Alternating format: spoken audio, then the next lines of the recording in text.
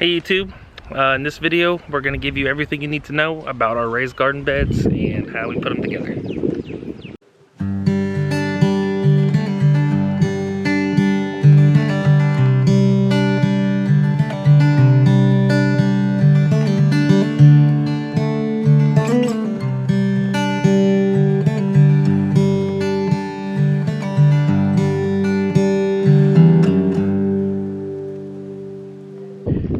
It is a lovely Tuesday morning. We're about to do our final push on the garden to get the last 3 48-foot raised beds in.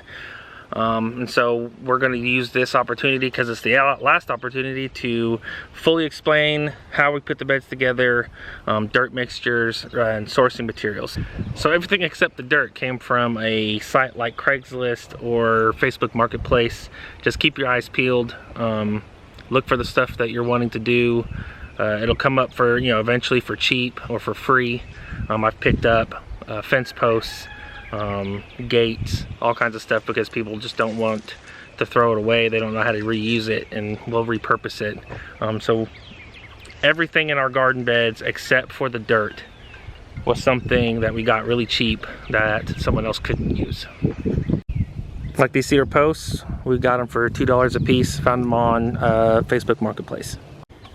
These cedar trimmings we found at a cedar mill in Fort Smith for $15 for a huge bundle. The tin was a little more difficult. A lot of it has come off of jobs that people have taken off old tin roofs, or got damaged somehow, but we had to go pick it up or even sometimes remove it. And so actually most of the tin we got for free. Okay, so now I'm ready to talk about how we're putting them in and the method behind that, because we've actually had a lot of people asking, how did you do it? And for me, sometimes I just always assume that people have the same skill set that I do as far as like construction or carpentry, but they don't. And so I find myself skipping over information that's important for people who are you don't have the background I do. I've got 15 years in working with wood and building things and squaring things and things like that. So I'll do my best to explain in detail for people who don't have that background, so you guys can produce something similar. One of the cool things about doing it the way that we've done it is that it can be different for everybody. We didn't do a set length of bed. We didn't make everything exactly the same. We did choose to make ours kind of symmetrical. They're 4 foot wide, 48 foot long.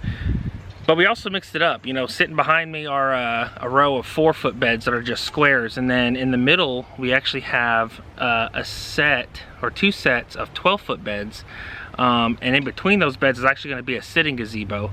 And so being able to build the beds at different sizes and not having to be set in structure, we chose 4 foot wide for planting reasons. We chose 18 inches deep for a couple of reasons, and we'll get into that, the reasons why, once we get to that part of the bed. But I really just wanted to touch on, you can get creative. You could do triangles, you could even do octagons. If you really wanted to get creative, you could figure out how to do a circle, or whatever you wanted. That's one of the cool things about building your beds and doing raised beds, is that it really gives you the freedom to kind of just imagine what you want it to look like and make it happen. Okay, so here is stage 1 of constructing a 48 foot 18 inch deep raised garden bed at Roots and Refuge. These are 2 of the cedar posts. They're the shorter versions. They're already kind of cut down, but we dug holes with the tractor and concreted them in. Now we have 2 more posts down there that are also concreted in, and these are actually the only 2 posts that will get concrete. The reason for that is because they're acting as anchors to essentially anchor the rest of the posts and the cedar trimmings as we build it up, to keep it from swaying left and right. The rest of the posts, we'll just fill the holes back in with dirt after we set the posts in the hole. And that's what we've done on the other ones, and they're pretty sturdy. And also it was able to save us money, because it's about a half a bag of concrete per hole, so it's 2 bags per bed, which is about $8. If we had to concrete every single post in, then it would be exponentially more expensive, and we probably wouldn't be as far along as we are. So the next step we did is that we've run a string from one end to the other, and it sits on the outside of the post. And that's the reason why, is because we'll mark our holes to the inside of the string. So we'll mark our holes to the left of the string, and we'll go 8 feet out, and we'll mark a hole, and we'll measure 8 feet from that and mark another one all the way down to the end. And then we'll put a string on the left side and do the same thing. Then we'll come in with the tractor and dig all the holes at once. The beds, again, are 4 foot wide. There's a 4 foot gap in between each bed. So like in most carpentry, or even like fence building, decks, things like that, you really have to square things and get everything to line up. In the garden beds, we don't have to do that quite so much. You want to pay attention to it some, because, you know, if the end of the bed is 3 foot and this end of the bed is 4 foot, as you're looking at it from a distance, you'll see kind of aesthetically that it, you know what I'm saying, that it shrinks at one end. It doesn't really affect the ability for it to grow vegetables, but if you want it to kind of look, everything kind of looks symmetrical. You know, we didn't square everything perfectly. We kind of just eyeballed it with some strings and levels and got it close enough. The garden beds is something that when you're building it, just get it close enough. And so that's kind of why we ran the string. It's not going to be perfect. We didn't do it for a 3-4-5 method, which is a way you can square things when you're doing fences. But again, you know, just eyeball it. It's essentially what I'm saying. Like, for those of you who are like me, I'm a finished carpenter. Don't let that attention to detail and being really particular come into effect too much, because you'll be out here all day and you won't get as much done. Okay, so yesterday we got to a stopping point, got the strings up, squared it as best as we could, you know, like I said, eyeball it, and marked off 8 feet. Every 8 feet we put a spray paint spot plumb with the string, so that the posts kind of everything lines up. So now we're going to drop the string and dig all the holes, get the posts in the holes, and then we're start building the bed.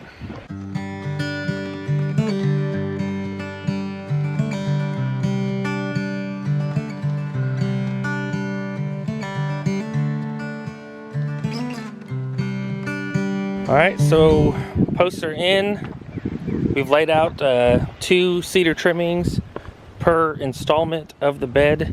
And the reason you do that is because, as you can see on this bed, we run 1 cedar trimming at the bottom, 1 at the top, and then the tin goes on the inside of that. We also run it to the inside of the post. On the outside, on the caps, we run it to the outside, and what that essentially allows us to do is butt the tin up together to keep the corners sealed off so the dirt doesn't wash out. We're about to secure the cedar trimmings to the posts, and I just wanted to show you guys what we use. We use 3.5 to 4 inch deckmate star-headed screws. The star head gives us good grip while sinking it down, and the length is because of how wide our material is and how much grip and bite we want the screw to have into the post. You don't have to use screws. They are more expensive, especially the deck mates. We get a 25-pound bucket for about $100. Like I said, you could use nails. They definitely would be more cost effective, but it would be my opinion that they would not hold as long, and so you may be going back later to repair the beds with more nails or screws on the second time around. And so my suggestion is invest in the better material up front if you can, and you'll have a longer lasting product.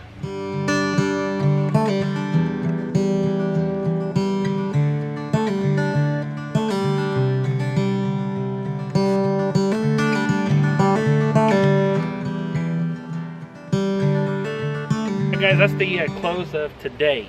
I'll just give you a quick update on what we got done in a day. The reason that I'm doing this is I'm kind of just trying to show you, you know, it takes time. You know, this can be kind of tedious. I've got my brother Daniel here.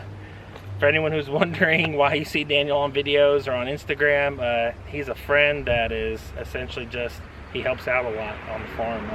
He helps feed on a daily basis. He helps us put the garden beds together. For you homesteaders out there, you guys know how much work goes into this stuff. So we just really are blessed to have Daniel here. Love you, bud. Alright, so this is the finishing product for today.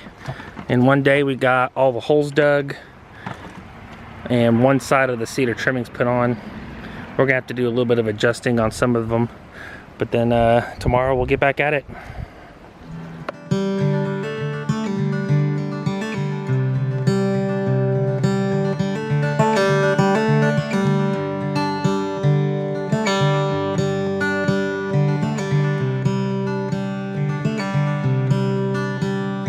Alright, so day 3,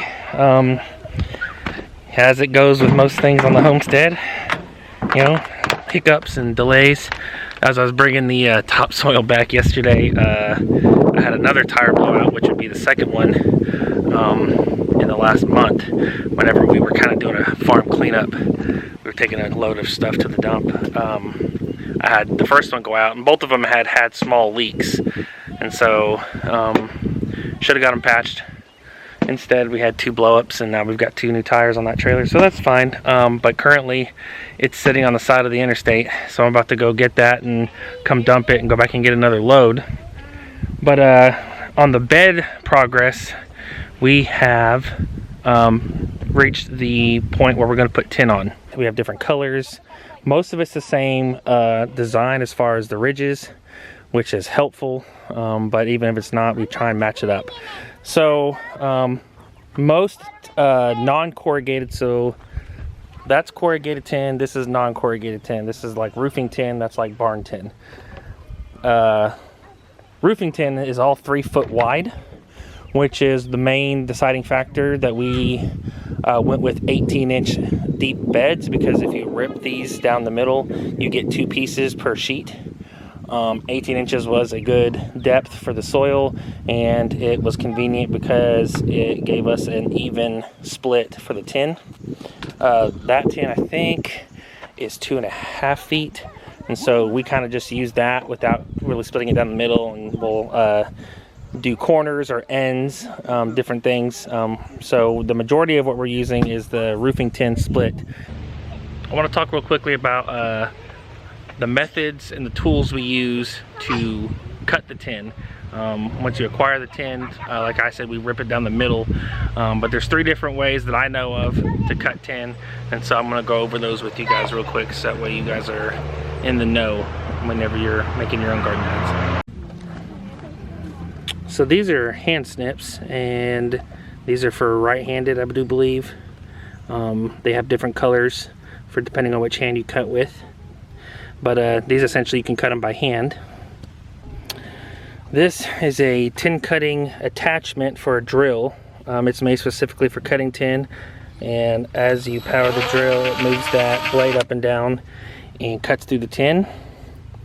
And this is a rigid skill saw with a diamond tooth blade on it, which is actually the method that we use to rip the tin down the middle.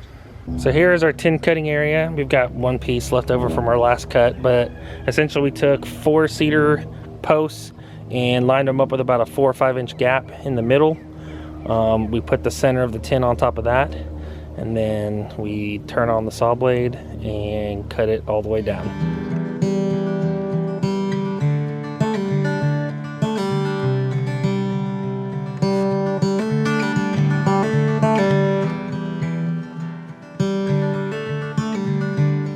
Alright, Jeremiah and Daniel again. We've got the bed built. We're about to put the soil in. But we wanted to show you what we put underneath to keep weeds from coming up from the dirt that's on the ground. The seeds and the grass that's already in the soil that we bought, we'll have to weed out by hand. But we use this garden fabric, I think is what it's called, or something like that, right? I don't know. Jessica knows what it's called. I just do the work around here. So here it is. It comes in these 300-foot rolls. As you can see, we've got it stretched out, and we actually weigh it down with the tops of the cedar posts we cut off, so that way when we drop the soil on it, it doesn't shift and cause it to be uncovered. Anyways, I think it was 30 bucks for 300 feet, and it works pretty good. So now we're going to use that, thanks to my brother. That is a skid steer, which is way more efficient than the tractor, to move that dirt into the bed. It's gonna be fun. I was telling someone yesterday, you know, being an adult playing with a real tractor in the mud is a lot more fun than being a kid and playing with a toy tractor in mud. So let's go play.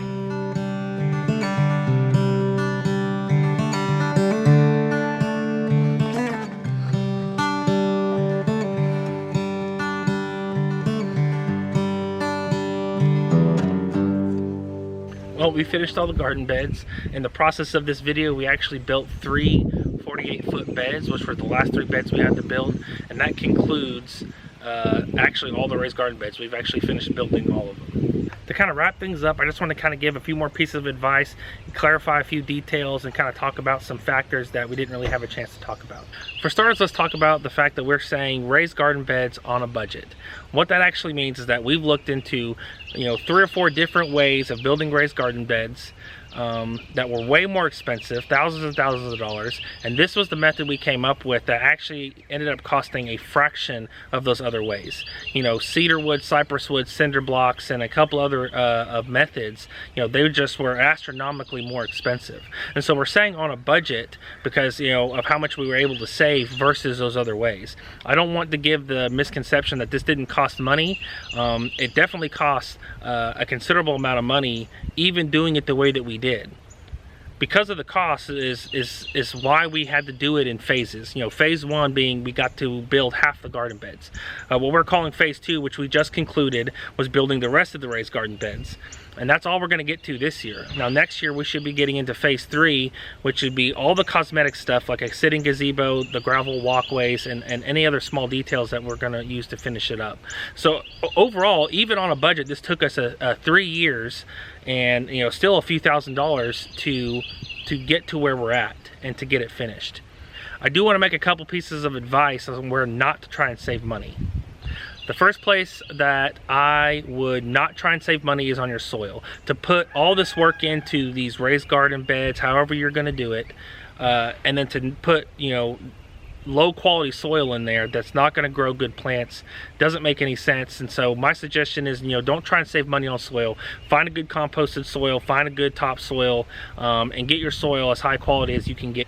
Another area I would not try and save money is with your fasteners. Don't try and save money on screws and get the cheapest possible, because they'll rust out, they'll fall out, they'll break. And then honestly, if your bed breaks, your soil falls out, you've now lost the investment of the soil and you have to rebuild the bed. And so we actually bought the highest quality outside exterior decking screws. You know, deck mates in our area are the best, and you know, we spent the money it cost to buy the amount of screws we needed to finish the beds. Lastly, the thing I want to talk about is the fact that, you know, we had other circumstances that helped us get to where we're at that other people may not have. For example, my brother let us borrow a skid steer. You know, a skid steer is a very expensive piece of equipment. He has a construction company, and we had the fortune of being able to use it for a few days to load our dirt. That was a huge benefit. We had access to trucks and dump trailers to be able to go get the soil ourselves and not have to pay a dump truck, which upcharges a considerable amount to be able to bring the soil out. Also, we were able to save money there. We also, you know, are blessed to have a tractor on our property at all times to do a bunch of work, and it is a serious workhorse. You know, it dug all of our holes, it loaded up most of the dirt, it's flattened out areas. I mean, it's a huge benefit, and has helped us get to where we're at faster. Not everyone will have access to that. Not everyone is going to have a tractor even, or a skid steer, to dig your holes or to move your dirt. You could still achieve the same product that we got, the same look, design, whatever. You just might take you longer because you have to dig the holes by hand and move the dirt with a wheelbarrow. And so, you know, we realized that yes, it was on a budget, but it cost money. And yes, we had access to equipment and things that, you know, other people may not have access to, but that ultimately will not prevent you from finishing your project.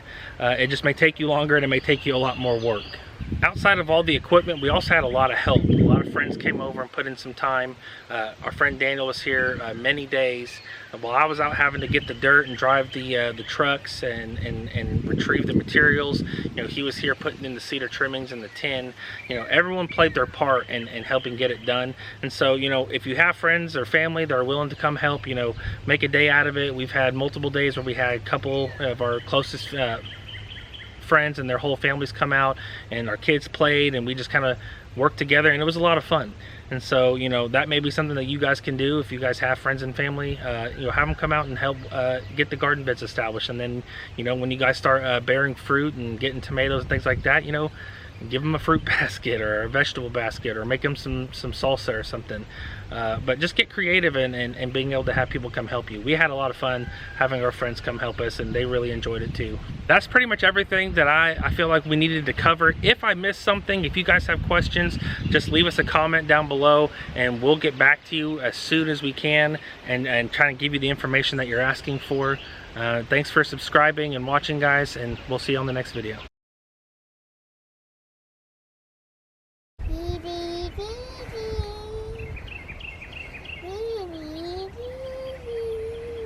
Hey, can you sing the song you wrote for Mom?